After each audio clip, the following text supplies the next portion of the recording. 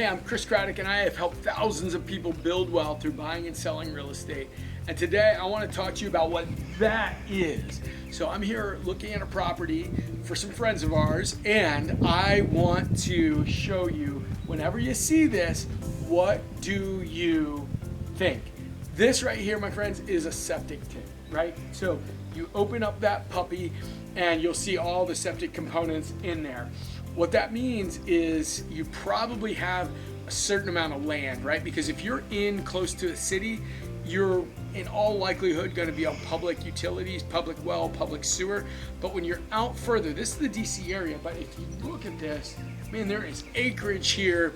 This is an awesome area. So once you get over about an acre in the DC area, in most areas you start looking at being on well and septic. This, honestly, even at like half an acre will get you there. So what happens is, if you are in a septic, you're buying a house with a septic, you're gonna want somebody to come out and check out, they call them the D boxes, distribution boxes.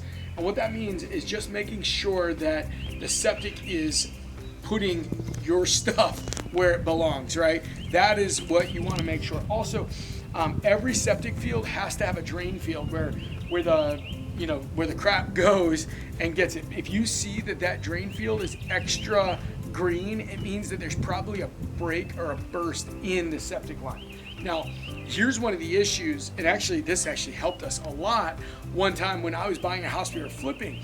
If you buy in an area that has septic, that has a high water table, meaning you're near a pond, near water, river, lake, whatever it is, beach, in all likelihood, if you are not on public, you are going to have an alternative system. These alternative systems have sand and gravel and all the stuff that just pummels all the stuff instead of going out to a big drain field.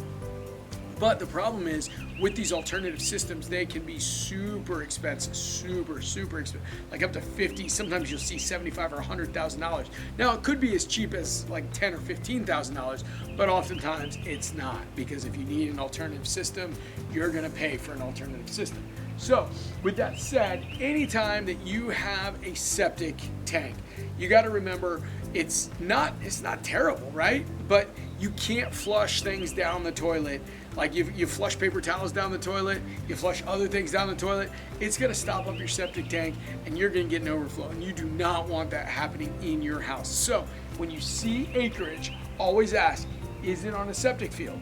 If it's on a septic field, then you need to get that septic tested, because you do not want to be in a bad situation. So there you go. Don't put yourself in a crappy situation. Next time you're looking at a massive acreage, or any acreage at all, definitely ask, is it on septic? Should I get somebody out? Which the answer is yes. And when they come out, make sure that you're in a good situation. You're not going to get stuck having to rip this out, replace it, do all of the new pieces, because that, my friends, is terrible. All right, go get it. If this has been helpful, like, subscribe, comment. Let me know how I can help next time. Go get it. Boom.